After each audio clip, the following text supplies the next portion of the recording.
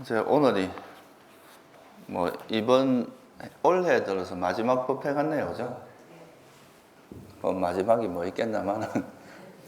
그래서 지금까지 뭐 제가 이제 여러 가지 수행에 관한 말씀을 많이 드렸는데, 오늘부터 이제 몇 번에 걸쳐서 우리가 지금까지 공부한 그 내용이 덜숨날숨 기억, 아나빠나사티 수타, 그러니까 덜숨날숨 기억경이라고 하는 여기에 다 이제 그 해설이라고 할 수 있거든요.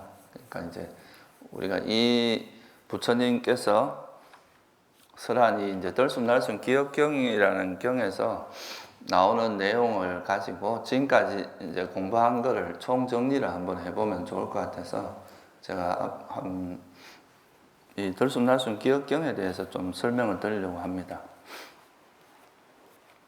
이 아나빠나사티 수타라고 하는 이제 덜숨날숨 기억경, 이거는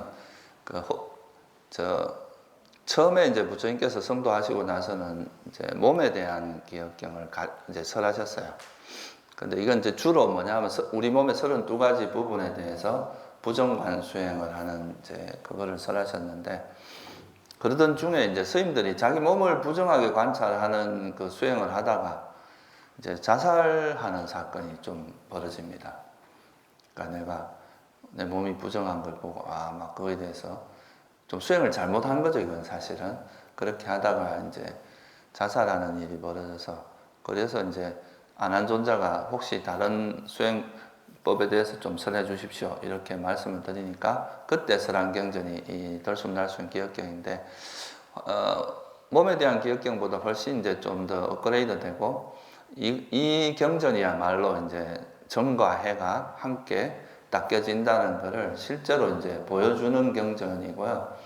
수행의 총체라고 해도 과언이 아닙니다. 수행의 전반적으로 수행의 시작부터 끝까지 완전히 이제 하나의 완성형 수행법으로서 설해진 거기 때문에, 그래서 이 경전을 여러분들이 이제 같이 공부를 해보면 지금까지 우리가 이제 공부했던 호흡 수행이나 이런 내용들이 그냥 어떤 사람이 뒤에 만들어진 수행법이 아니라 부처님 당시부터 이게 해진 거고, 또 이게 얼마나 또 훌륭한 수행법인가 하는 거에 대해서 여러분들이 훨씬 더 잘 이해될 수 있지 않을까 해서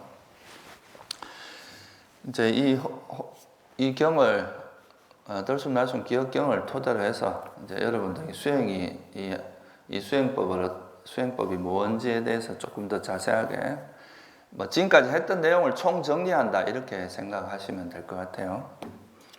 여러분들 법요지 179페이지 한번 펴보세요.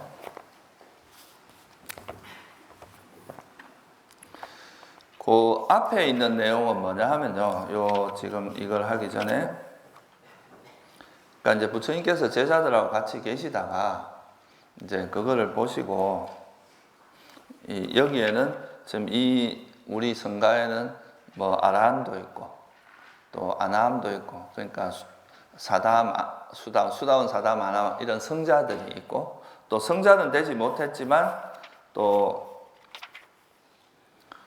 37보리분법, 그러니까 37가지의 깨달음의 구성 요소를 닦는 또 비구들이 있다. 그러니까 완전히 이제 깨달음을 얻은 비구들도 있지만 또 사념처, 사정근, 사여의조, 오건, 오력, 칠각지, 팔정도, 이걸 닦는 비구들이 있고, 또 사무량심, 자비희사라고 하는 사무량심을 닦는 비구도 있고, 부중간을 닦는 비구도 있고, 또 무상의 인식을 닦는 비구도 있고, 덜숨날숨 기억을 닦는 비구도 있다. 이렇게 이제 여기에 있는 수행자들이 어떤 식으로 공부를 하고 있다는 것에 대해서 쭉 한번 설명을 한 다음에 제일 마지막에 이제 이런 아나빠나사티를 닦는 수행자들이 있다, 이렇게 하면서 이제 이 덜숨날숨 기억에 대한 이제 쭉 설명을 하는 겁니다. 자, 그럼 179페이지 그 앞에 내용을 같이 한번 읽고 좀 같이 이야기를 해보도록 하겠습니다. 제일 밑에 해달라. 비구들이여, 덜숨날숨 기억을 닦고 거듭거듭 행하면 큰 결실이 있고 큰 이익이 있다. 비구들이여 들숨날숨 기억을 닦고 거듭거듭 행하면 네 가지 기억 확립을 성취한다. 네 가지 기억 확립을 닦고 거듭거듭 행하면 일곱 가지 깨달음의 구성 요소를 성취한다. 일곱 가지 깨달음의 구성 요소를 닦고 거듭거듭 행하면 명지와 해탈을 성취한다. 예, 여기까지 우선 읽어보겠습니다. 그러니까 여기서 보면 아시겠지만 이 호흡 수행을 통해서 첫째 이제 호흡 수행을 하면 뭐가 이루어지냐면 네 가지 기억 확립, 그러니까 사념처라고 하는 게 이제 닦여진다. 그리고 사념처가 닦여지고 나서 그 다음에 뭐가 개발되냐면 칠각지, 일곱 가지 깨달음의 구성 요소가 성취되고 일곱 가지 깨달음의 칠각지가 성취되고 나면 그 다음에는 뭐가 이루어지냐면은 그 명지와 해탈. 그러니까 명지라는 것은 깨달음의 지혜거든요. 깨달음을 얻고 이제 해탈이 이루어진다. 그러니까 호흡 수행을 통해서 사념처, 칠각지, 그 다음에 이제 명지와 해탈까지 이어지는 전 과정을 지금 이야기하고 있는 거죠, 그죠? 그래서 이 호흡 수행은 이 하나 되게 단순한 수행법이지만 이거 하나를 가지고 모든 것이 다 이제 커버되는 굉장히 이제 수성한 그런 수행법입니다. 그래서 이거는 전체 이제 이 호흡 수행의 전체 그림을 한번 이제 말씀을 드리는 거고, 그 다음에 같이 또 한번 읽어보겠습니다. 비구들이여, 그러면 어떻게 들숨날숨 기억을 닦고 어떻게 거듭거듭 행하면 큰 결실이 있고 큰 이익이 있는가? 비구들이여, 여기 비구는 숲속에 가거나 아래 가거나 빈 방에 가거나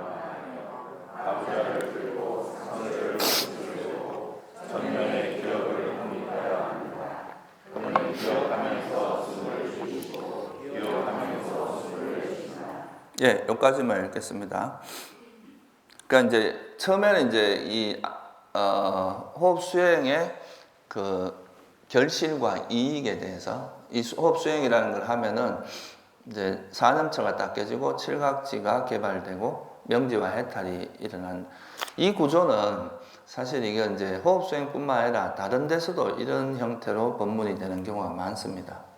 뭐 자해수행을 하면은 사념처가 닦여지고 그걸 통해서 칠각지가 개발되고 명지와 해탈이 이런 식으로도 설명된 내용들이 있어요.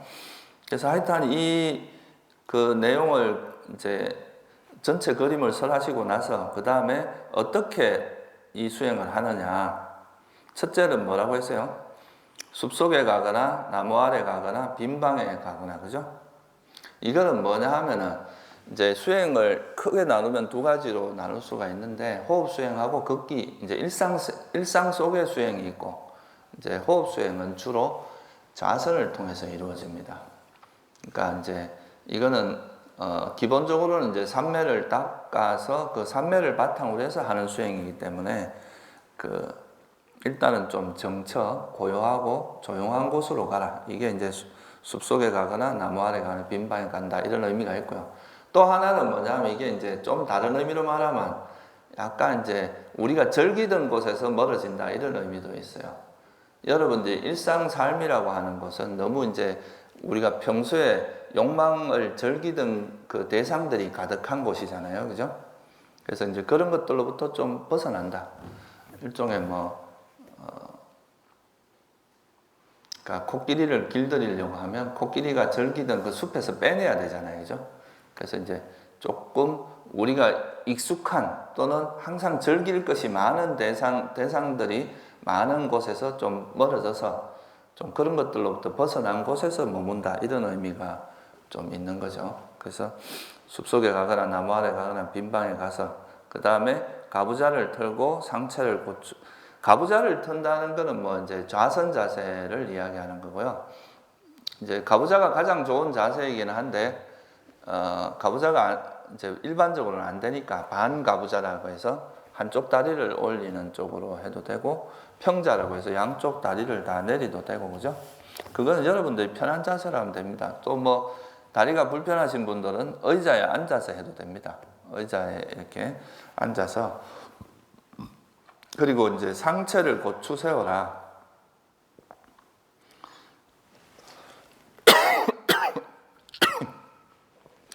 이거는 이제 몸의 자세를 바르게 하라 이런 거죠, 그죠? 여러분 자세가 이렇게 요즘 보니까 이제 우리나라뿐만이 아니라 제가 이제 이번에 싱가포르를 갔다 왔는데 싱가포르에도 가보니까 그런 자세 교정하는 그런 것 센터들이 엄청 늘었더라고요. 그런 병원이. 그러니까 이제 사람들이 대체로 이제 자세가 요즘 사람들이 자세가 나빠지는데 큰 일조를 한 게 뭔 것 같아요. 네, 맨날 일하고 있는 거야. 그러니까 뭐 지하철 타거나 뭐 어디 가거나 요즘은 애들 5명이 같이 놀면서도 앉아가지고 다 자기 핸드폰 들고 논대요. 그러니까 서로 대화도 카톡으로 한대. 같이 앉아갖고. 아니, 그럼 같이 앉아서 이유가 뭐가 있어요, 그죠? 차라리 집에 앉아갖고 서로 카톡하면 되는데 같이 모여서도 그렇게 한대. 그러다 보니까 이제 고개가 다 거북목이 되고 뭐 이래서 아마 그런 교정센터가 많아진 것 같은데 이 자세가 되게 중요하거든요. 이제 건강에 있어서 몸의 자세. 우리가 마음 자세도 되게 바르게 하는 게 중요하지만 몸의 자세도 되게 중요해서 몸을 이렇게 뭐 제일 좋은 건 척수를 이렇게 S자 형태로 만들어 주는 게 제일 좋잖아요, 그죠? 그래서 허리를 딱 세워야 허리가 약간 안으로 들어가면서 이제 안정적인 자세가 되고 또 이게 허리가 구부정하면 몸에도 안 좋지만 정신적으로도 약간 혼침이 많이 옵니다. 졸음이 많이 오거나 또 정신적으로 흐리멍덩하니까 상체를 바로 세우고 그러니까 이제 이걸 곧게 하는 건 되게 중요하죠. 그 다음에 이제 뭐 전면에 기억을 확립하여 앉는다. 그는 기억하며 들이쉬고 기억하면서 숨을 들이쉬고 기억하면서 숨을 내쉰다. 이 부분이 여러분들이 조금 이제 잘 이해를 해야 될 부분인데요. 이제 허리를 고추 세우고 보통 이제 뭐 여기는 설명이 안 돼 있지만 눈은 보통 감고 하라 그럽니다. 눈을 감는 이유는 이제 눈에 들어오는 대상을 없게 하는 측면도 있고 우리가 눈을 감음으로써 마음이 이제 내면으로 향하게 하는 그런 의미도 있어요. 밖으로 향하는 마음들을 이제 자기 마음으로 이렇게 내면으로 향하게 하는 그런 의미도 있기 때문에 눈을 감고 호흡은 자연호흡을 하라 그랬죠, 그죠? 의도적으로 호흡을 할 필요는 없고 그렇게 해서 이제 전면에 기억을 확립하여 앉는다. 이 말이 조금 이제 여러 가지 해석의 여지가 많은데요. 이게 제일 쉽게 이야기하면 그겁니다. 우리 이제 전면이라는 게 보통 이제 이 앞쪽을 이야기하는데 우리가 숨이 들어가고 나가는 이 전면이 콧구멍을 중심으로 해서 숨이 들어갔다가 바깥의 공기가 이제 몸 안으로 들어갔다가 몸에서 밖으로 나가고 하는 거잖아요. 그러니까 이 주위에서 여기서 기억을 확립하면 앉는다라는 말은 이제 여러 가지 의미가 있는데요. 첫째, 제일 이제 아주 기본적인 의미는 뭐냐 하면 호흡을 잊지 않는다. 이게 이제 첫 번째입니다. 호흡을 기억한다. 내가 앉아 있는 동안에 그 잊지 않아야 될 대상이 있잖아요. 그죠?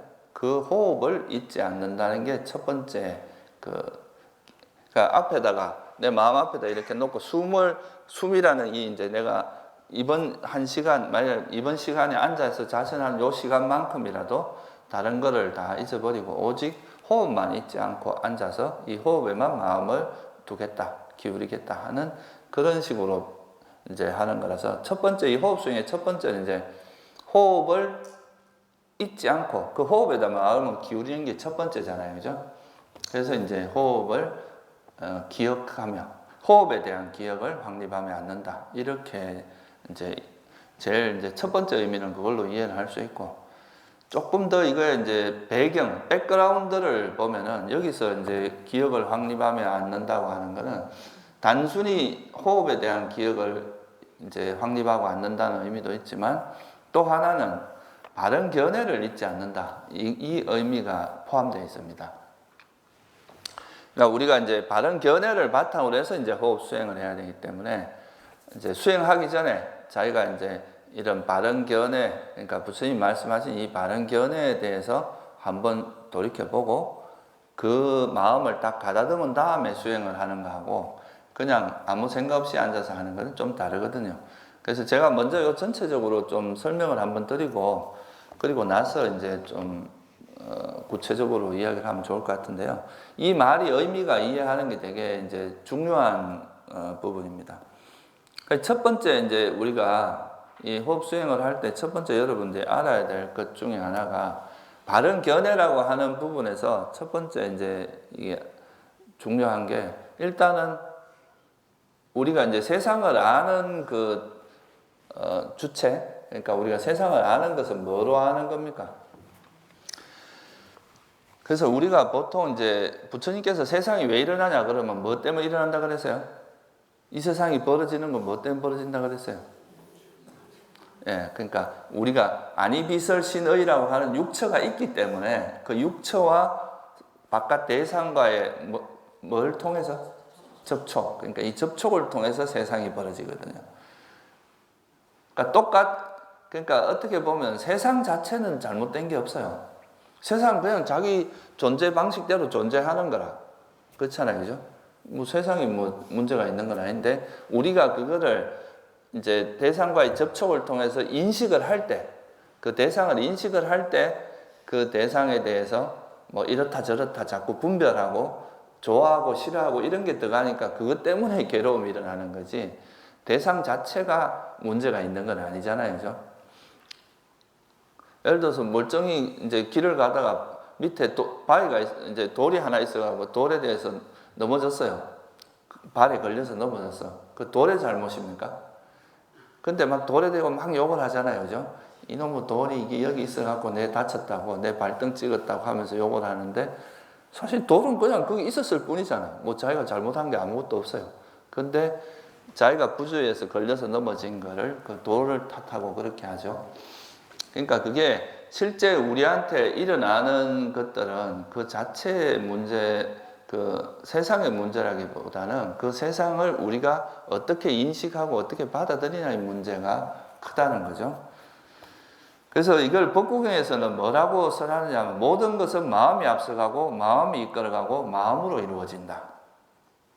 이게 법구경 제1번 개송이에요. 1번. 제일 첫 번째 나오는 개송인데 마음이 앞서가고 마음이 이끌어가고 마음으로 이루어진다. 나쁜 마음으로 말하고 행동하면 괴로움이 저절로 따른다. 수레바퀴가 황소 발굽을 뒤따르듯이 황소가 걸어가면 수레바퀴가 따르듯이 이제 나쁜 행동을 하는 사람에게는 괴로움이 따르고 반대로 깨끗한 마음으로 말하고 행동하면 행복이 저절로 따른다. 그림자가 몸을 따르듯이 이제 우리 몸에 그림자가 따라오듯이 그 깨끗한 마음, 그러니까 선한 마음으로 말하고 행동하면 행복이 따른다. 그러니까 모든 이 세상에 일어나는 것들이 이제 우리 마음 상태가 어떤 마음으로 대상을 만나느냐에 따라서 이게 이제 벌어진다는 거죠. 네, 그러니까 해로운 마음으로 하면 괴로움이 일어나고 유익한 마음으로 하면 행복이 일어난다. 이게 이제 그 부처님이 이제 이런 현상을 바라보는 되게 중요한 관점입니다. 그래서 사실 세상이 오염되어 있다기보다는 뭐가 오염되어 있다는 거예요? 우리 마음이 오염되어 있기 때문에 이제 세상도 오염된 거고 마음이 깨끗하면 세상도 깨끗하다. 이게 이제 부처님께서 세상을 바라보는 첫 번째 되게 중요한 관점이에요. 이런 관점에서 바라보면 그래서 이걸 이제 경전에서 비구들이요 마음이 오염됐기 때문에 중생들은 오염되고 마음이 깨끗하기 때문에 중생들은 청정하게 된다. 이렇게 이제 경전에 표현이 되어 있습니다. 그래서 우리가 이제 수행을 하는 거는 호흡 수행을 하든 무슨 수행을 하든 결국은 다 뭐를 하는 거라고 볼 수 있어요. 여러분 마음을 청정히 하는 거지 대상을 어떻게 해갖고 되는 건 아니다 이거예요.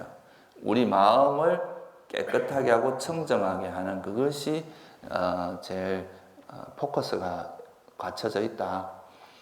그래서 이거를 이제 마음을 청정하게 하는 방법론에서 호흡을 기준으로 해서 이제 마음을 정화하는 그런 방법도 있고 또 몸을 관찰하면서 이제 마음을 정화하는 방법도 있고 그냥 단지 그 몸과 마음을 관찰하면서 또 정화하는 방법도 있고 여러 가지 방법이 있지만 결국 그 핵심은 그거라는 거죠. 우리 마음을 그 대상과 만나는 그 마음을 정화하는 거예요. 예를 들면 아라한의 경우를 한번 우리가 상정을 해보면 아라한은 뭘 해도 안 괴롭잖아요. 그죠? 뭘 해도 정신적으로 뭐 스트레스를 받거나 이런 게 없습니다. 그 만약에 여기 아라한이 있다 그러면 그 아라한이 우리와 다른 세상에 살고 있는 건 아니잖아요. 똑같은 대상을 만나고 똑같은 사람을 만나는데 그 사람은 하도 괴롭지가 않아. 근데 왜 어떤 사람은 또 만날 때마다 괴롭고 저 인간은 왜 저래? 뭐 저 사람은 또 왜 저래? 항상 이 괴로움이 일어나는 이유는 뭐냐 이거죠.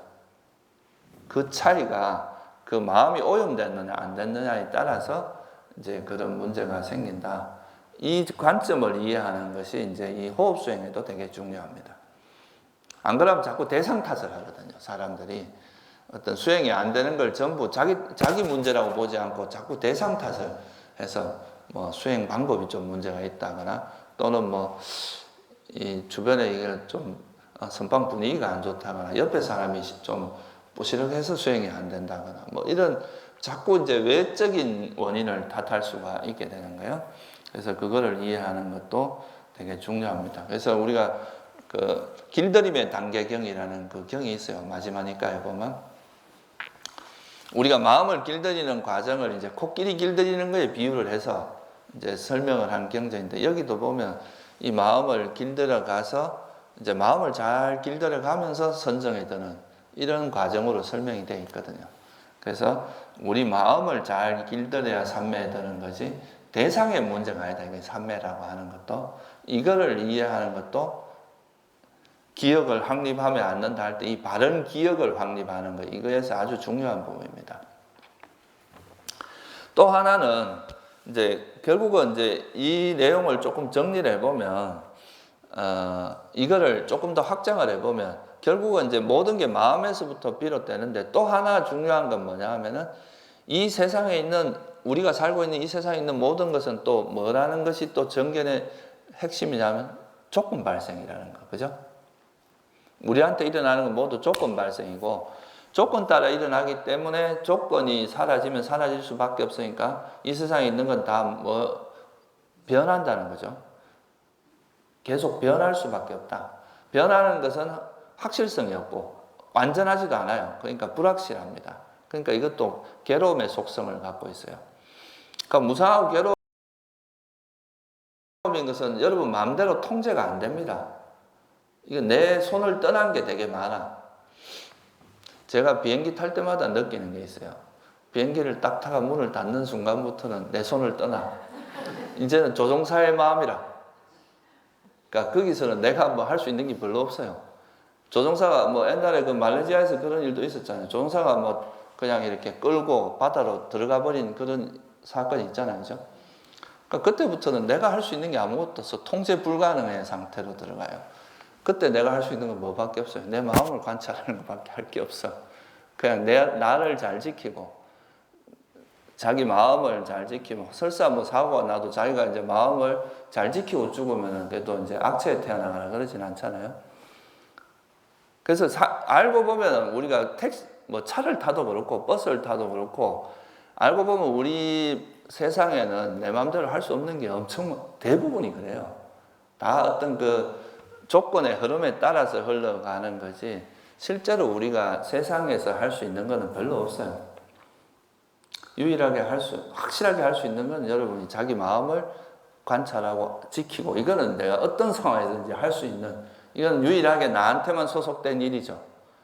그런데 다른 것들은 그 어떤 조건의 영향을 받을 수밖에 없기 때문에 그래서 이 세상은 무상하고 괴로움이고 무하니까 내 마음대로 안 되니까 이런 거에 너무 집착하지 마라 이거죠. 이런 거는 너들이 집착한다고 될 일이 아니다. 그런 거는 아무리 해봐야 내가 할 수 있는 거에 한계가 있기 때문에 그런 거에 자꾸 애착을 가지거나 집착하지 그건 다 그냥 되는 대로 받아들이고 수용하고 그냥 이해해야 되는 것이지 그거를 뭐 이렇게 바꾸고 저렇게 바꾸고 하려고 하는 것 자체가 상당히 어렵다. 그런 거에서 뭔가를 하려고 하기보다는 우리가 자기 마음을 변화시키는 것.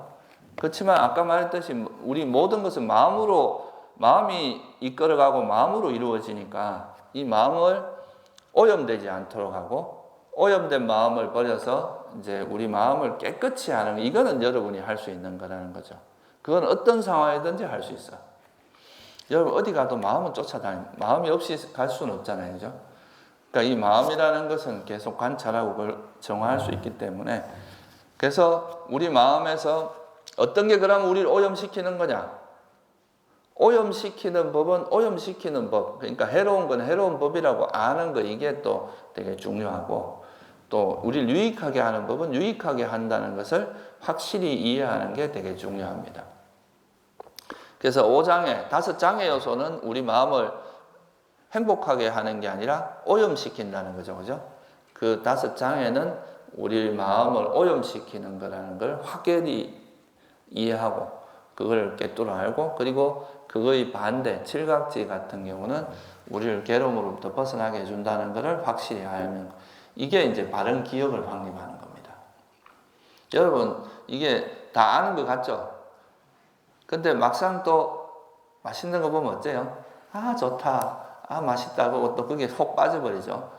그거는 이제 이것이 해로운 법이라는 걸 우리가 그 먹는 것 자체가 문제는 아니에요. 거기에 그 대상이 무슨 잘못이 있겠어요? 맛있는 음식이, 그죠?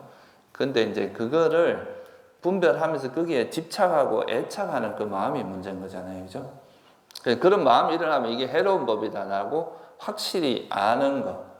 그러니까 여러분 이제 수행할 때도 마찬가지예요. 아까 말했듯이 내가 수행하다가 옆에 사람이 막 이렇게 약간 뭐 불편하게 하는데 화가 났어요. 그러면 이제 이 옆에 사람이 잘못했다. 저 사람 때문에 내가 수행이 안 된다라고 만약에 생각을 한다면 내 화를 정당화하는 거잖아요. 그죠? 그렇죠? 그런 거는 이제 이 화를 화로 보지 않고 뭔가 정당한 행위로 보는 이런 식이잖아요. 그렇게 되면 수행을 잘 할 수 없다는 거죠. 장애는 장애로 봐야 된다는 거예요. 장애가 일어나면 아, 이건 장애다. 이렇게 봐야 이걸 버릴 수가 있는 거고, 유익한 법은 유익한 법으로 봐야 개발이 가능한 거죠. 그래서 이거를 아는 것도 바른 기억을 확립하며 앉는다. 기억을 확립하며 앉는다고 할 때 이런 것이 당장엔 드러나지 않지만 이 베이스에 딱 깔려 있어야 된다 이거죠.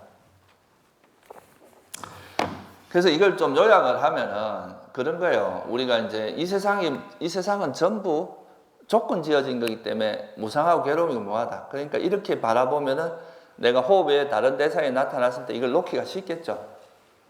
이건 좋은 거야, 내 거야, 이렇게 생각하면 잘 안 나아진단 말이에요. 그죠?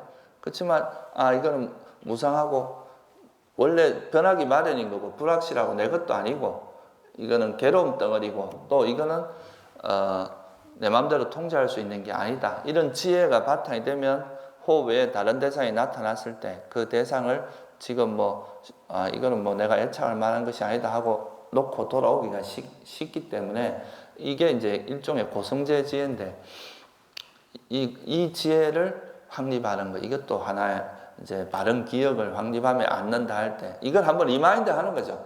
이 세상에 있는 건 다 무상하고 괴로움이고 뭐야. 내가 여기에 집착할 이유가 별로 없어. 라고 생각하고 앉아서 하면은 다른 대상을 놓기가 쉽다는 거고. 또 하나는 뭐냐 하면은 이제 아까 말했듯이 내 마음에서 있는 이제 어떤 대상에 대한 욕망이나 악이나 해태원침이나 들뜸후회나 의심 이런 것들이 일어나면 이거는 내 수행을 방해하는 요소다. 장애다. 내 마음을 덮어버린다. 이렇게 생각을 하고 그런 것은 버려야 될 법이다. 그리고 이제 그거에 반대인 칠각질은 개발해. 이걸 한번 이제 리마인드를 하고 수행을 시작하면 아무래도 벌써 이제 우리 마음이 그 가야 될 방향성을 한번 이렇게 딱 정리를 하는 꼴이잖아요. 그러면 이제 호흡 수행을 할 때도 훨씬 쉽다 이거예요. 그래서 제가 이제 이거는 좀 이해를 위해서 여러 가지 설명을 드렸는데 이 세 가지를 한번 이렇게 좀 마음에 이렇게 가다듬고 수행을 하면 됩니다. 첫째, 내가 기억해야 될 대상이 뭐라고요? 잊지 않고 호흡만 잊지 않고 기억을 하는 요 과정을 통해서 이제 호흡에 마음이 움직이지 않고 호흡에만 이렇게 마음이 기울여지는 이게 자연스럽게 이루어질 수가 있고 방향성이거든요. 둘째는 근데 호흡에 마음을 기울이고 하는데 이제 딴 데로 마음이 또 움직일 수도 있는데 이때 이 움직이게 만드는 것이 장애 요소인데 이 장애 요소는 이런 게 있고 또 이것은 버려야 될 법이라는 걸 한번 마음에 리마인드를 하는 거죠. 그렇게 하고 자리에 앉으면은 이제 아무래도 이제 내가 해야 될 수행 중에 뭘 해야 될지에 대한 방향성이 딱 잡히잖아요. 그죠? 그러니까 수행하기가 쉽고, 또 호흡 외에 다른 대상이 나타나면 이건 다 무상하고 괴로움이고 무하기 때문에 내가 집착할 만한 가치가 없다. 이렇게 하고 이제 마음을 이렇게 가다듬고 앉게 되면 아무래도 그런 다른 대상에 마음이 가는 것을 놓기가 쉽다. 이 말이죠. 그렇게 하는 것을 우리가 뭐라고 한다는 거예요? 전면에 기억을 확립하여 앉는다. 그리고 그는 기억하면서 숨을 들이쉬고 기억하면서 숨을 내쉰다. 이 말의 의미가 그런 겁니다. 그러니까 되게 단순하지만 그 속에 이런 의미가 담겨져 있다는 거죠. 일단 그래서 그거를 이제 그렇게 해서 딱 준비를, 이게 이제 수업의 어떻게 보면 준비 과정이에요. 그죠? 자세도 딱 바르게 하고, 이 지금 전면에 기억을 하고 확립하고 앉는다 이 말은 마음을 바르게 하는 거죠. 그죠? 이제 허리를 고추 세우고는 몸의 자세를 바르게 하는 거라면, 이 전면에 기억을 확립하고 앉는다 이거는 이제 우리 마음 자세를 이제 수행에 적합한 마음 자세로 만들고 이제 딱 앉는다는 거죠. 그렇게 해서 이제 수행을 하는데, 근데 이렇게 수행을 할 때 이제 이 지금 우리가 일반적으로는 4단계만 설명을 해놓고 이제 그걸로 끝내죠. 그죠? 보통 앞에 몸에 대한 기억경에 보면 호흡 수행을 앞에 4단계 요것만 설명하고 마는데, 이 아나파나사티 수타에서는 들숨날숨 기억경 여기에서는 이걸 16단계로 설명을 해요. 이제 좀 더 자세하게 설명을 하고, 또 호흡 수행 후에 어떻게 하는지에 대한 설명까지 자세하게 나와 있어요. 그러니까 선정에 들고 나면은 그 선정의 힘을 가지고 어떤 식으로 우리가 반조를 해야 되는가, 거기에 대한 설명까지 나와 있죠. 근데 몸에 대한 기억경에도 그게 없는 건 아니에요. 이제 몸에 대한 기억 앞에 거 4가지를 해놓고 앞에 4개만 해도 사실 뒤에 건 따라오는 건데, 좀 더 자세히 이제 이 수행 과정을 설명을 하는 거죠. 그리고 이제 몸에 대한 기억경에서는 선정에 들고 나서 이제 오신통과 육신통이 생기는 걸 설명을 하거든요. 그 신통이 생기는 거. 숙명통, 천안통, 누진통. 그래서 그 선정을 바탕으로 해서 숙명통과 천안통이 생기고 누진통이 이제 번뇌를 버리는. 근데 이 구체적인 과정은 설명이 좀 안 돼 있죠. 근데 이거를 이제 이 들숨날숨 기억경에서는 되게 자세하게 16단계로 설명이 되어 있습니다. 그리고 이거 16단계로 설명하고 나서 그 다음에는 그 16단계 중에서 이걸 하다 보면 어떻게 사념처가 닦이는지에 대한 설명이 또 나와요. 그 다음에는 그 사념처를 닦고 나서 어떻게 칠각지가 개발되는가에 대한 이야기가 또 나옵니다. 그래서 이거는 되게 어떻게 보면 깊이 있는 그런 경전이다 이렇게 말할 수 있어요. 근데 요 4단계가 자세히 들여다보면 앞에 3단계는 선정에 들게 하는 방향이고요. 마지막 4단계는 그 선정 후에 반조를 어떻게 하느냐, 그 선정의 힘을 가지고 어떻게 현상을 바라봐서 깨달음에 이르느냐, 이런 과정으로 이해를 할 수 있어요. 이 청정도론에 보면요, 앞에 4단계로 선정에 들고 뒤에 있는 이거는 선정 후에 선정의 마음 상태를 반조해서 하는 거다 이렇게 설명이 되어 있는데, 그거는 조금은 이제 뭐 그렇게 보는 방법은 여러 가지 방법이 있을 텐데 수행의 어떤 흐름으로 봐서는 너무 그렇게 보게 되면은 좀 말이 안 되는 부분들이 좀 있어요. 그래서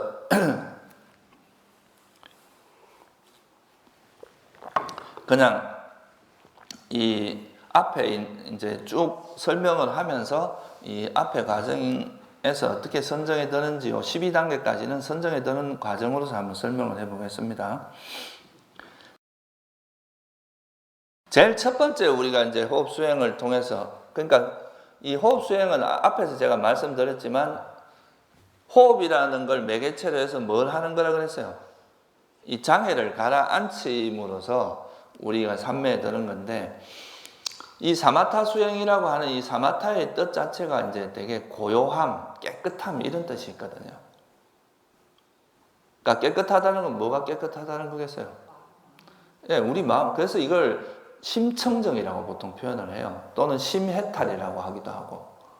그러니까 마음이 청정해지는 건데, 그 뭐로부터 청정해지는 거겠어요? 다섯 장애로부터 청정해진 그런 상태를 우리가 삼매라고 한다. 그렇게 닦아가는 수행을 사마타라고 한다는 거죠. 그래서 이제 이 마음을 청정하게 하는 그 어떤 메커니즘을 조금 단계에 따라서 좀 더 포인트를 다르게 해서 설명을 합니다. 제일 처음에 여러분들이 이제 호흡 수행을 할 때는 호흡하고 우리 마음은 좀 밀접한 관계가 있거든요. 보통 여러분이 막 화가 났는데 호흡은 고요한 경우 봤어요? 또 막 호흡은 고요한데 막 화가 막 엄청나는 이런 경우도 잘 없거든요. 그러니까 호흡하고 마음은 되게 비슷하게 가요. 그래서 호흡이 가라앉으면 우리 마음도 같이 가라앉기 때문에 처음에는 호흡을 점차적으로 이렇게 가라앉히는데 좀 주안점을 둡니다. 그걸 통해서 오장애를 버리는 방식으로 가는 게 첫 번째 4단계예요. 그러니까 한번 같이 읽어보고 또 설명을 드릴게요. 자, 그 밑에 180페이지 제일 밑에 그 마지막 단락을 같이 한번 읽어보겠습니다. 길게 들이쉬면 길게 들이쉰다라고 분명히 길게 내쉬면 길게 내쉰다라고 분명히 안다. 짧게 들이쉬면 짧게 들이쉰다라고 분명히 알고 짧게 내쉬면 짧게 내쉰다라고 분명히 안다. 온몸을 경험하면서 들이쉬리라 라며 공부짓고 온몸을 경험하면서 내쉬리라 라며 공부짓는다. 몸의 작용을 고요히 하면서 들이쉬리라 라며 공부짓고 몸의 작용을 고요히 하면서 내쉬리라 라며 공부짓는다. 여기까지만 읽을게요.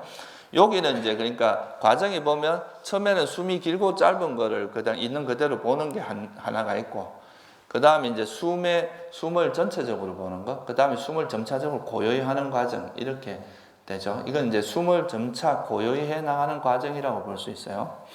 이건 제가 뭐 앞에서 설명을 많이 했기 때문에 자세한 건 설명하지 않고 그냥 간단히 짚어가면서 설명을 하겠습니다. 그러니까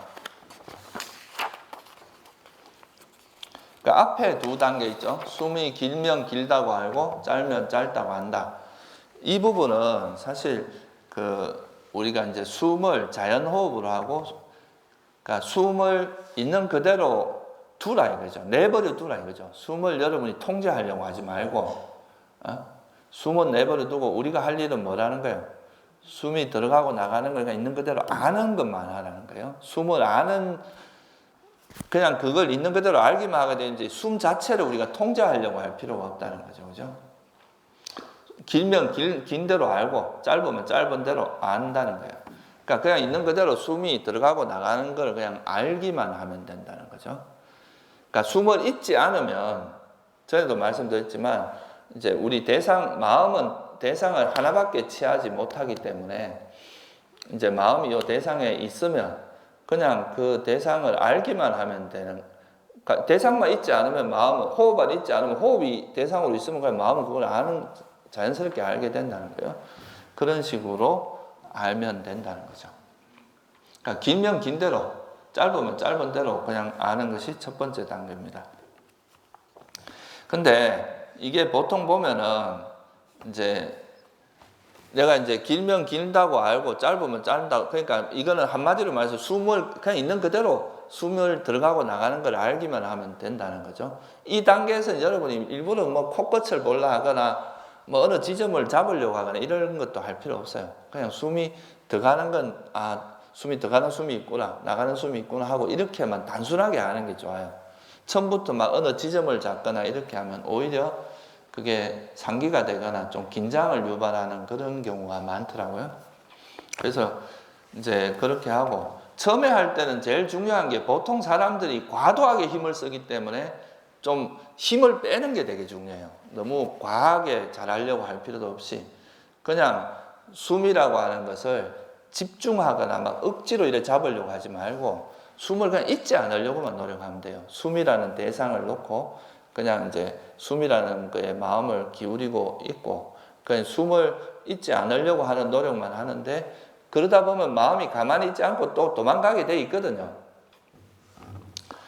그렇게 도망가면 그 도망가는 마음을 이게 이제 알아차리고 이 대상으로 보면은 이거는 이 도망가는 건 마음이 이래 움직이는 건데 우리가 이 잡고 있는 대상이 영원합니까? 영원하지 않아요. 아까 말했듯이 이건 무상하고 괴로움이고 내 것도 아니야. 그러니까 이걸 알면은 놓고 이건 뭐 내가 붙잡을 가치가 없구나 하고 놓고 돌아올 수가 있고 조금 더 나아가면은 이게 욕망이 작용하는구나 또는 성냄이 작용하는구나 또는 악의가 작용하는 이런 식으로 그 대상 그 마음 상태를 알고 돌아오면 되는데 이걸 너무 막 이게 이제 호흡에만 머물려고 하면서 호흡에 머물러지지 이게 너무 그렇게 호흡에 절대로 도망가면 안 돼 이렇게 생각하면서 여기에 너무 강하게 여기 있으려고 힘을 줘서 있으려고 하면은 나중에 이게 이제 마음이 이제 도망가면 짜증이 나거든요.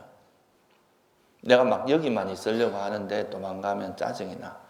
근데 이걸 짜증낼 게 아니라 이런 마음이 일어나서 또 내 수행이 안 되는구나 이걸 알아차리고 그러다 보면 이 마음에 대한 이해가 되잖아요. 그죠? 자기가 수행이 안 되는 이 마음에 대한 이해가 그러면은 이런 오장에 대한 이제 이해가 되고 이걸 버리는 방법이 서서히 터득이 되면 이게 놓아지면서 자연스럽게 이제 호흡으로 마음이 이렇게 모이게 돼 있거든요. 그러면은 되게 자연스럽게 이게 접근이 되고 또 수행하는 과정에서 이제 장애에 대한 오장에 대한 이해도 이루어지니까 이게 되게 자연스러운 방법인데 자기가 막 아직 번뇌 수준은 이게 이제 호흡에만 머물러 있기에는 좀 힘든 수준인데 이걸 억지로 이렇게 붙들고 있으면 이게 조금 있으면 힘이 다 빠져. 힘을 너무 과하게 쓰기 때문에 힘 빠지면 또 막 번뇌가 치성하거든요. 그러면은 나는 안 되나 보다. 나는 뭐 좀 수행에 문제가 있나 보다. 이렇게 생각하고 자꾸 화를 내게 되거든요. 이거는 그러니까 아까도 말했지만 집중을 빨리 개발하는 게 중요한 게 아니에요. 그러니까 자기 마음에 있는 오장애를 버리는 쪽으로 가다 보면 장애가 놓아지다 보면 마음은 자연스럽게 가게 돼 있어요. 원래 아라한들이 이제 아라한들의 능력 중에 하나 뭐가 있느냐면요. 이게 이제 두 가지 사유를 가라앉힌 경이라는 마츠마니카의 경에 나오는 이야기인데 아라한은 내가 원하는 생각은 할 수 있고 원하지 않은 생각은 안 할 수 있는 능력이 있어요.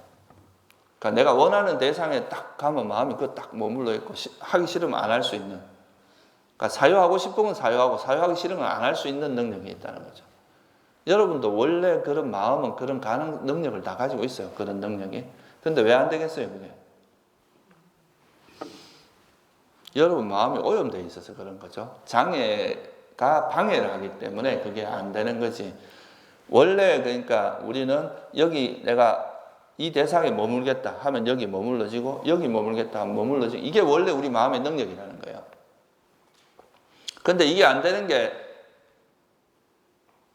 그 대상이 뭐 문제라서 그런 게 아니라 우리 마음이 장애에 오염되어 있기 때문에 그렇잖아요. 그죠? 그러니까 그게 없으면 여러분이 마음대로 여기 있으려고 하면 있어지는 게 정상이라니까. 그게 건강한 마음은 원래 그렇다는 거죠. 근데 그게 안 되는 건 다섯 장애 때문에 그러니까 이거를 여기에 억지로 집중하려고 하는 것보다는 어떻게 해야 된다는 거예요?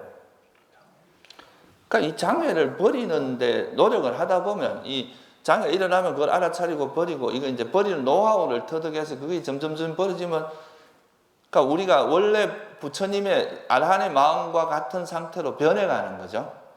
그러면은 자연스럽게 그냥 내가 원하는 대로 마음이 이루어진다는 거예요. 그러니까 너무 막 빨리 결과를 바라고 빨리 집중하고 막 산매들고 이런 것보다도 나한테 일어나는 그런 장애가 일어나지 않도록 하는 쪽에다 포커스를 맞춰서 노력을 하면 된다 이거예요. 그렇게 하는 것이 바람직한 방법이다 이거죠. 그래서 이제 그렇게 하면서 이제 이거는 그러니까 반비례하는 거죠. 장애에서 힘이 좀 빠지면 빠질수록 내가 호흡에 머물려고 애쓰고 있으니까 여기 있어야 하는 게 정상인데 이걸 자꾸 빠지게 만드는 건 장애니까 장애 힘이 빠질수록 여기에 붙어 있는 마음의 상태가 힘이 이쪽으로 몰리게 되고 장애로부터 소비되는 힘이 없어지잖아요. 그러면 자연스럽게 이제 이쪽으로 오는 거예요. 그러면 장애가 많을 때는 1분밖에 못 버티던 힘이 2분도 가고 3분도 가고 5분도 가고 하루 종일도 갈 수 있어요. 그 똑같은 힘을 가지고 장애로부터 장애의 힘이 안 뺏기니까 그러면서 이제 자연스럽게 수행이 나아가지는 거죠. 그래서 처음에는 이제 물론 처음에 이제 호흡에 있으려고 애를 쓰긴 써야 되는데 그 애를 너무 과하게 쓰면 안 된다 이거예요. 적절한 힘으로 가야금 줄 맞추듯이 적절한 텐션만 주고 적절하게만 호흡을 잊지 않을 정도의 애만 쓰면서 그냥 장애가 일어나면 그 화낼 필요 없이 아 이런 게 일어났구나 하고 알아차리고 그걸 이해하고 놓고 돌아오는 거죠. 그렇게 하다 보면 점차 이제 이 호흡으로 힘이 모입니다. 그러니까 이제 이게 조금 더 힘이 쌓이면 그 다음에 뭘 한다는 거예요? 이제 좀 더 그러니까 에너지가 소모가 안 되고 자연스럽게 가니까 이제 호흡에 머물러 있는 시간이 조금씩 길어지거든요. 그러면 뭐 5분도 되고 뭐 10분도 돼. 그러면 그때부터 그래도 한 5분 정도 됐다 그러면 나름 이제 호흡에 머물러 있는 힘이 좀 생기니까 그때는 호흡에 머물러 있는 그 밀도를 좀 높일 필요가 있어요. 호흡을 잊지 않게 하는 그 힘을 조금 더 강도를 높일 필요가 있는데 그게 바로 뭐예요? 숨의 전 과정. 그러니까 세 번째가 뭐예요? 온몸을 경험하면서 들이쉬라며 공부짓고 온몸을 여기서 말하는 온몸은 우리 몸 전체를 말하는 게 아니고요. 여기서 말하는 몸은 들숨 날숨을 의미하거든요. 요거는 뒤에도 한번 펴보세요. 182페이지, 3페이지 한번 펴보세요. 거기 보면 위에서 한 네 번째 줄 보면 비구들이여 이 들숨 날숨은 몸들 가운데 한 가지 몸이라고 나는 말한다. 이런 구절이 나오죠. 그죠? 그러니까 이거는 이제 이 몸 자체가 의미하는 게 뭐라는 거예요? 예, 들숨 날숨이라는 뜻입니다. 그래서 이 숨을 처음에는 그냥 들어가고 나가는 것만 봤는데 이제는 숨이 들어가는 시작부터 이 과정 하나하나를 여기다 마음을 다 기울이고 있으면 강도가 높아지겠죠. 그죠? 호흡에 머물러 있는 힘이 더 강해질 거 아니에요. 그죠? 그럼으로써 이제 그 호흡을 잊지 않는 그 밀도를 높이는 거예요. 그래야 이제 그 사이로 다른 생각이 일어날 가능성이 점점 없어지겠죠. 그죠? 그런 식으로 하는 게 이 세 번째 단계입니다. 그러니까 어떻게 보면 단계별로 보면 첫째는 이제 숨을 있는 그대로 보는 게 첫 번째 단계고 1번, 2번이 같이 닦여지거든요. 그 다음에가 숨의 전 과정을 보는 게 두 번째 단계예요. 숨의 전 과정. 이때는 그러니까 이제 처음에는 어느 지점을 잡을 필요가 없는데 숨의 전 과정을 볼 때는 이 앞에 어느 한 지점, 숨이 들어오는 지점을 하나 정한 다음에 거기서부터 이렇게 요 지점에 가만히 마음을 기울이고 있으면 숨이 지나가는 거 하나하나를 다 볼 수 있잖아요. 그죠? 여기 나무고 톱이라고 하면 나무는 가만히 있지만 톱날이 움직이는 건 다 이 나무가 다 경험을 하잖아요. 그죠? 이런 식으로 여기에다가 어느 한 지점에서 숨이 들어가고 나가는 걸 그냥 있는 그대로 보면 그러니까 우리 마음은 움직이지 않아요. 숨이 그냥 들어갔다 나왔다고. 마음은 여기에 계속 있는 거죠. 그러면 이제 그 숨에 머물러 있는 강도가 높아지기 때문에 그러면서 이제 수행이 한 단계 더 나아가게 되고 그러다 보면 이제 숨이 점차 고요해져 가는 거죠. 그러니까 마음이 호흡에서 잘 안 도망간다는 것은 오장의 작용이 서서히 어떻다는 거예요? 약화된다는 뜻이잖아요. 그죠? 장애의 힘이 점점 줄어들기 때문에 장애가 약해지면 마음은 점차 고요해집니다. 고요해지면 뭐가 생기겠어요? 이제 호흡도 같이 고요해지겠죠. 그죠? 그래서 이제 점차 호흡이 고요해지는데 내가 이번 시간에 앉았는데 보니까 마음이 이 정도 고요해졌어요. 그러면 다음 시간에는 내가 어제 이 정도 내가 고요한 상태가 경험됐다. 그러면 다음 시간에 조금 더 고요하게 해보리라. 하기 전에 이런 결심을 하는 거예요. 하면서 계속 고요해지 이게 아니라 이제 수행하기 전에 내 마음의 방향성을 그렇게 주면 수행하는 과정에서 점차 더 고요해지도록 이제 마음이 그런 식으로 가는 거죠. 이건 그러니까 여기도 보면 뭐라고 되어 있냐면 몸의 작용을 고요히 하면서 들이쉬리라. 그죠? 고요히 하면서 들이쉬리라며 공부짓고 이래 나오잖아요. 그죠? 그러니까 수행하기 전에 이제 숨을 고요히 하겠다고 결심을 하는 것을 의미하는 거죠. 그렇게 하면 이제 점차 고요해져 갑니다. 여기서 몸의 작용은 뭐겠어요? 예, 들숨 날숨입니다. 이것도 이제 교리문답에 짧은 경이라는 경이 있어요. 마지막이니까야 40번째 경인데 여기 보면은 뭐라고 나오냐면 들숨 날숨이 몸의 작용이고 일으킨 생각과 지속적 고찰은 말의 작용이고 그 다음에 인식과 느낌은 마음의 작용입니다. 이런 구절이 나와요. 그러니까 이제 그 위사카라는 그 제가자가 담마딘나인가 그럴 거예요. 그 담마딘나한테 이제 이렇게 뭘 물어요. 뭐가 몸의 작용이고 뭐가 말의 작용이고 뭐가 마음의 작용입니까? 라고 물으니까 몸의 작용이라고 하는 건 들숨 날숨이다. 이런 식으로 설명하는 구절이 나옵니다. 그래서 여기서도 몸의 작용은 뭐예요? 들숨 날숨을 의미합니다. 그래서 숨을 고요히 한다 이 말이에요. 몸의 작용을 고요히 한다는 거는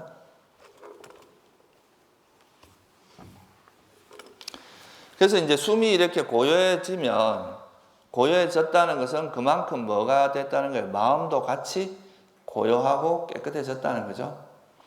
그러니까 요까지가 이제 숨을 점차 고요해지는 거 이걸 하나의 과정인데 요게 4단계로 설명이 되어 있는데 조금 더 이제 여기서 나아가시면 그 다음에는 프레임이라기보다는 이제 강조점이 약간 바뀝니다.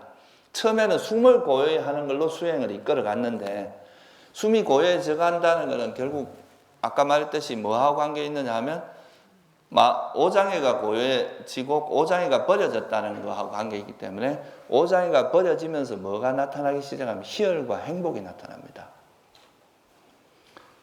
우리 마음에서 장애가 버려지면서 오는 희열과 행복이 있어요. 이거는 이제 떨쳐버렸으면서 생긴 희열과 행복인데 이게 서서히 나타나기 시작을 해요. 그러면 이때는 여전히 대상은 호흡이에요. 이때도 호흡에 대해서 계속 마음을 기울이는데 이 수행을 끌고 가는 동력이 여러분 수행이 재밌으면 잘 돼요. 그러니까 하기 싫으면 잘 되겠어요. 희열과 행복이 나타난다는 것은 공부가 이제 재미있어지기 시작하는 거죠. 그러니까 공부에 이게 이제 이렇게 장애가 벌어지니까 이렇게 행복해지고 내 마음도 고요해지고 편안해지고 그렇구나.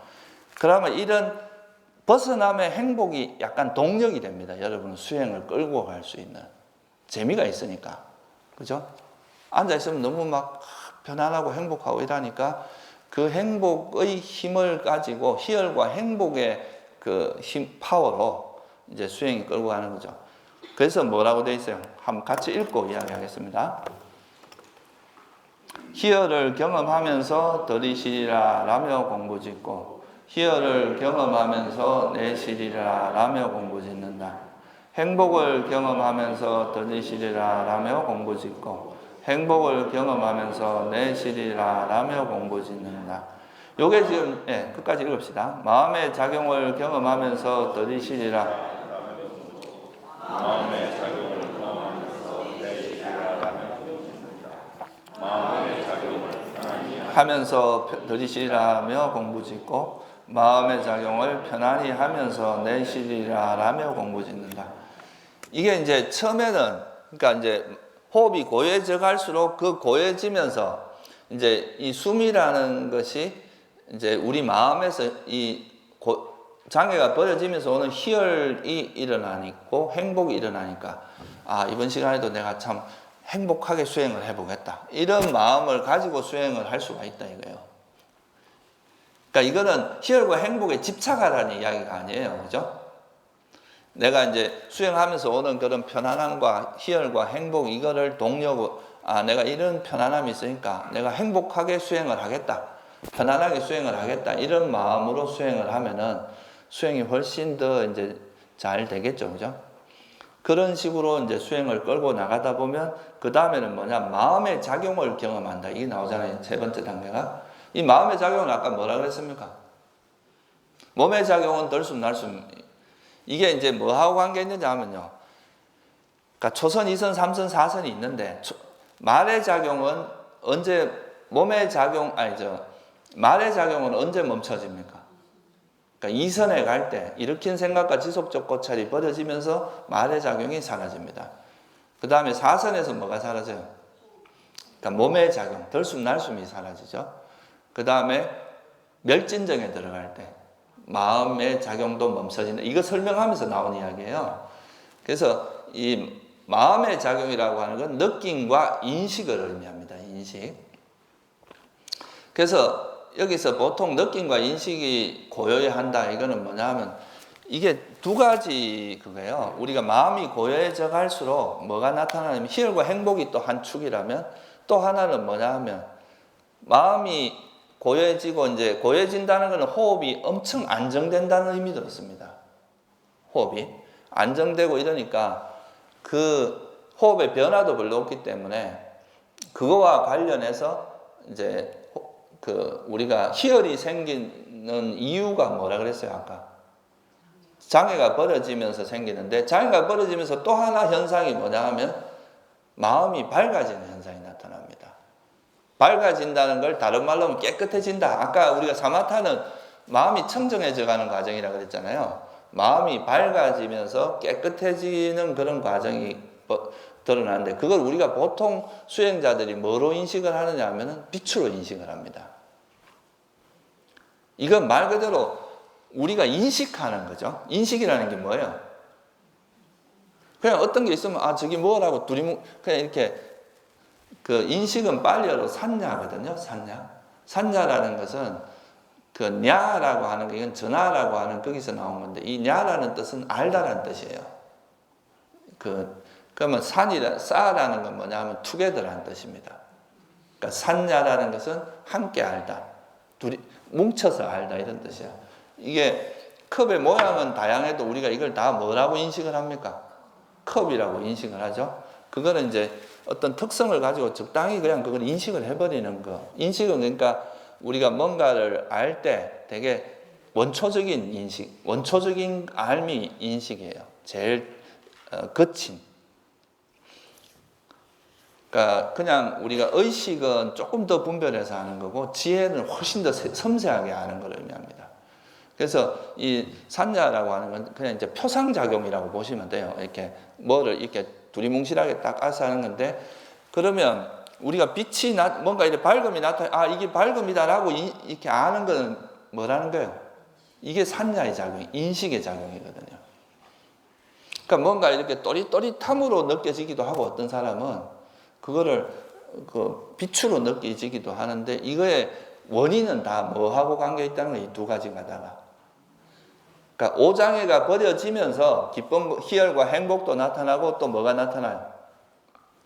이런 밝음 또는 희열, 빛 이런 것들이 나타난다. 빛의 형태로 보통 느껴지고 어떤 사람은 되게 또릿또릿하다고 느낄 수도 있어요. 그러니까 초기에는 이게 뭐 빛도 색깔도 막 파란색, 노란색 막 되게 다양하게 나타나고 모양도 되게 다양하게 나타나지만 수행이 진행되면 진행될수록 이거는 되게 아주 맑고 깨끗한 이런 밝은 빛의 형태로 거의 다 정착이 됩니다. 처음에는 변화가 되게 심해요. 어떤 경우는 막 여기서 빛이 번쩍하면서 나타나는 것처럼 느껴지기도 하는데 이런 건 아직 처음 시작 단계에서 이렇게 되고요. 수행이 되면 될수록 그거는 그래서 그런 이제 희열 행복과 또 더불어서 그런 빛의 인식 그러니까 우리가 이제 수행하면서 마음이 밝아지거나 깨끗해져가는 그런 거에 대한 인식을 경험하는 게 마음의 작용을 경험한다. 이거하고 관계 있어요. 무슨 말인지 아시겠죠? 그 다음 단계로는 뭐가 되냐면 이 마음의 작용이 이제 경험되면 처음에 나타날 때는 아까 말했듯이 뭐라 그랬어요? 이 변화가 되게 무쌍합니다. 뭐 어떤 경우는 진짜 파란색, 어떤 사람은 빨강색, 노란색, 검은색, 뭐 다양한 이제 이런 빛의 형태로 나타나고 제가 이래 들었던 분 중에 좀 특이한 분 중에 하나가 자기는 처음 수행할 때 연꽃이 7개가 나타나더라 그래요. 그러니까 이거는 사실 이제 처음 이제 이런 빛이 나타날 때는 자기가 살아오면서 어떤 현상을 바라보는 습관에 따라서 이게 다양하게 나타나는데 이게 이제 나중에는 어떻게 되냐면 네 번째 단계 뭐냐면 마음의 작용을 어떻게 하면서 이 편안이라고 해도 되지만 이게 고요이라는 말로 해도 돼요. 그러니까 고요이 또는 편안히 하면서 숨을 들이킨다는 것은 처음에는 희열이나 행복도 되게 강하게 나타날 수도 있어요. 막 이게 사람들이 처음 경험을 할 때는 보통 뭐냐 하면 좀 그게 새로운 거니까 되게 강하게 느껴지잖아요. 근데 계속 경험하다 보면 그냥 항상 있으니까 있는지 없는지도 별로 모르고 그냥 편안하게 경험이 되죠. 빛도 처음 나타날 때는 사람들이 잠을 잘 못 잔다 이런 소리도 해요. 너무 밝아서 잘 때 막 환해서. 근데 그게 어느 정도 지나면 잠 잘 잡니다. 뭐 그거 밝고 안 밝고에 따라서 잠을 못 자고 이런 것도 이게 왜냐하면 점차 안정되고 계속 그런 경험을 하다 보면 우리가 이제 그거에 대해서 새롭게 인식을 하는 게 아니라 항상 이렇게 있는 걸로 인식을 하면 편안해지거든요. 그러니까 실제로 마음이 점차 고요해져 가면서 이런 희열과 행복도 그렇고 이 빛도 점차 안정되고 고요해집니다. 그러니까 변화가 별로 없어진다는 거죠. 스테이블해진다는 거예요. 그게 그렇게 되도록 그러니까 좀 더 마음을 안정되도록 하는 게 그 다음 단계 뭐예요? 마음의 작용을 편안히 하면서 그러니까 이거를 점차 이 고요해하는 방법은 뭐겠어요? 이럴 때도 여전히 대상은 뭐가 됩니까? 그러니까 숨에 대해서 숨의 전 과정을 보는 게 이게 이제 전체 과정이에요. 근데 이거를 숨을 보되 이런 희열과 행복이 좀 내가 너무 지금 이제 이게 너무 이제 밝고 너무 이제 막 이렇게 요동이 심하면 그에 따라 내 마음도 같이 요동되기 쉽잖아요. 들뜨기 쉽단 말이에요. 쉽게 말해서 이런 게 나타날 때 보통 사람들이 들뜨거든요. 그러니까 이제 그런 것을 가라앉히고 고요히 하고 편안히 하면서 하겠다라고 결심을 하고 하다 보면 이제 수행이 나아가는 만큼 점차 이게 이제 빛도 안정이 되고 희열이나 행복도 조금 더 편안하고 고요한 상태로 안정이 돼 스테이블하게 돼 갑니다. 그렇게 되면 나중에 어떤 상태가 되냐면 숨을 보나 이 밝은 빛이나 이게 하나의 대상이 돼 버려요. 그러니까 숨을 보는 거, 숨을 관찰하는 거나 빛을 보는 거나 똑같이 숨을 통해서 생긴 빛이잖아요. 그죠? 이게. 그래서 이 숨과 빛이 일치하는 현상이 나타나는데 그렇게 될 때를 우리가 뭐라고 하냐면 니미따라고 표현하는 거죠.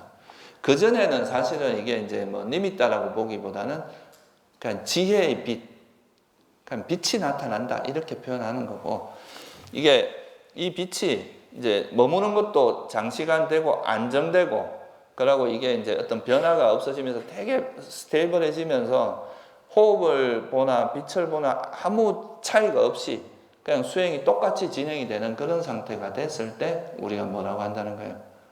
그걸 니미따라고. 그러니까 처음 빛이 나타났을 때 니미따가 나타났다 이렇게 말하는 건 잘못된 거예요, 사실은. 그것도 뭐 니미따 일종이긴 하지만 수행의 대상이 되어줘야 됩니다, 그게. 그러니까 여기서는 어떻게 보면 처음에는 숨이 대상이 돼서 수행을 끌고 왔다면 이쪽 단계에서부터는 숨으로 인해서 생긴 희열과 행복, 그 다음에 이런 빛, 이런 것들이 우리 수행의 동력을 좀 불러일으키는 게 있거든요. 그런 동력이 과하면 집착이 돼갖고 막 사람이 마음이 들뜨고 이러는데 이렇게 희열이나 행복이나 빛이 나타났을 때 그거에 대해서 집착하는 것은 뭐라고 봐야 돼요? 감각적 욕망의 장애가 나타났다. 이렇게 보고 그거에 대해서 빠지면 안 된다 이 말이에요. 무슨 말인지 알겠죠? 안 그러면 또 마음이 붕 떠갖고 막 이렇게 이제 사람이 수행도 안 되고 오히려 그게 이제 그런 게 장애가 될 수도 있거든요. 그러니까 이거를 항상 그 장애가 그런 걸 일어날 때마다 또 이 현상 자체는 좋은 건데 그게 집착하는 건 뭐예요? 장애다 이거예요. 그거를 잘 알아야 됩니다. 그래서 이런 수행이 잘 되고 이제 희열과 행복이 나타났을 때는 예를 들면 뭐 어제는 내가 빛이 너무 그거 하니까 오늘은 빛이 좀 더 안정될 수 있도록 해야 되겠다. 그러면 그 실제 노력은 어떻게 해야 되겠어요? 마음을 이렇게 방향을 이렇게 잡아도 호흡에 더 마음을 기울이면서 다섯 장애가 일어나지 않도록 하는 그 노력을 더 해야 되겠죠, 그죠? 그래가지고 이제 이게 호흡이 완전히 이제 그 마음의 작용이 고요히 되고 안정됐으면 그 다음부터는 이게 이제 그때는 빛을 봐도 돼. 그냥 빛을 이렇게 환하게 밝아져 있는 이게 그냥 저절로 대상이 돼주기 때문에 그때는 빛을 대상으로 해도 아무 관계 수행이 퇴보가 안 됩니다. 그런데 그렇게 되기 전에 빛을 대상으로 하면 보통 퇴보가 돼요. 왜냐하면 빛이 안정이 안 된 상태에서 하면은 이 빛이 막 이렇게 변화가 있으면서 마음이 같이 움직이기 때문에 결국은 뭐가 되겠어요? 수행이 퇴보하게 됩니다. 그래서 빨리 빛으로 전환하려고 애쓸 필요가 별로 없어요. 그래서 경전에서는 구태의 니미따라는 표현을 별로 이렇게 강조를 안 해놨거든요. 왜?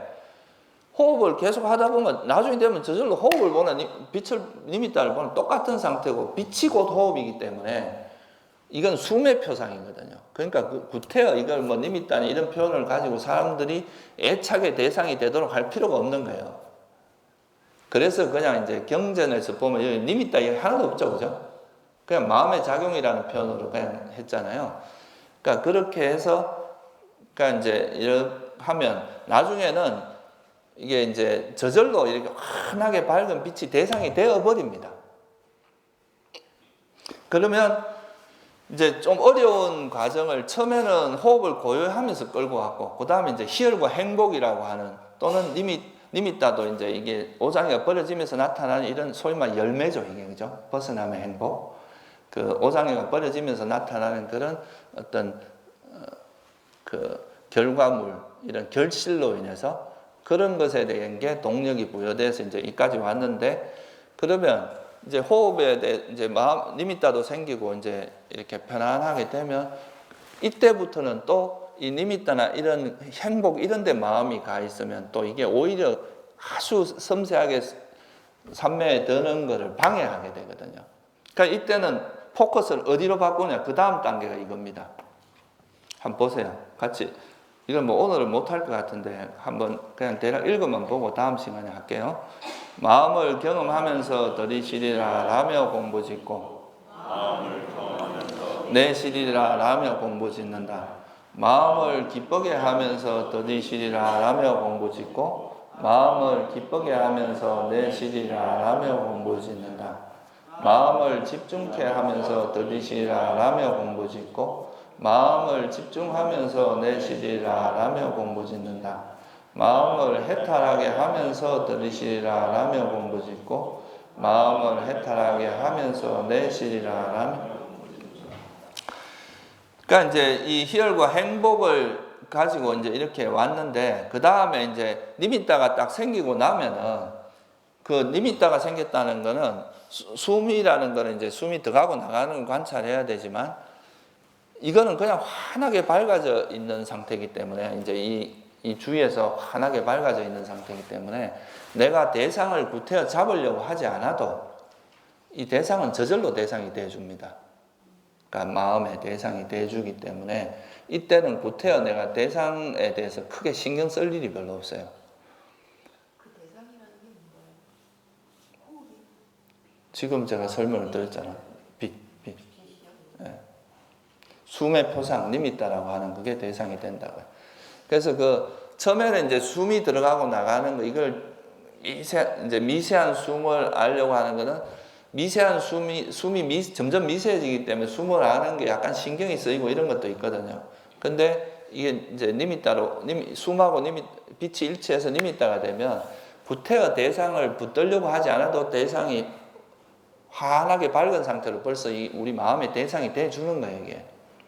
숨과 니미따가 빛이 일치하기 때문에 숨을 보나 빛을 니미따를 보나 똑같은 상태가 되거든요. 그러면은 우리가 이제 신경 쓰이는 게 훨씬 적어지고 훨씬 편안해집니다. 그러면 이때부터는 대상을 어떻게 잡으려고 애쓰는 이런 노력은 거의 의미가 별로 없어지고, 오히려 이때부터는 이 마음을 훨씬 더 깨끗하게 정화하는 쪽으로 마음이 쓰이면 돼요. 이제는 대상보다, 이때부터는 진짜 대상보다는 뭐가 되는 거예요? 이 마음을 정화하는 쪽으로 가야 됩니다. 처음에는 이제 어떻게 보면 이 호흡이라고 하는 대상을 이게 잡고 그거를 이제 끌고 가는 과정에서 이제 어떻게 보면 그 오장애를 버리는 쪽으로 노력을 했다면, 이제는 대상은 뭐 거의 저절로 잡혀주는 수준이 되기 때문에 그 다음부터는 이 마음에서 이제 장애가 아주 미세한 장애라도 움직이면 그걸 놓는 쪽으로 이제 작용을 하게 되는 거죠. 그래서 이 마음이 포커스가 됩니다. 이제부터는 이 니미따가 생기고 난 다음부터는. 그래서 이